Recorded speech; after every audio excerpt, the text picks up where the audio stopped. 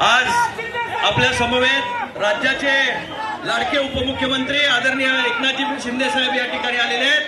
2च मिनिटांमध्ये आपल्या सर्वांना ते अभिवादन करतील। पुढे सभेच्या ठिकाणी आपल्याला सर्वांना जायचं आहे। साहेब, या गावामधून आपल्याला हे शिवसेनेचे जिल्हा परिषदेचे या ठिकाणी उमेदवार आहेत आणि लोखंडेताई या पंचायत समितीच्या धनुष्यबाणावरतीच्या शिवसेनेच्या उमेदवार आहेत। या दोन्ही उमेदवारांच्या प्रचारार्थ आज आदरणीय एकनाथजी शिंदे साहेब या ठिकाणी आले।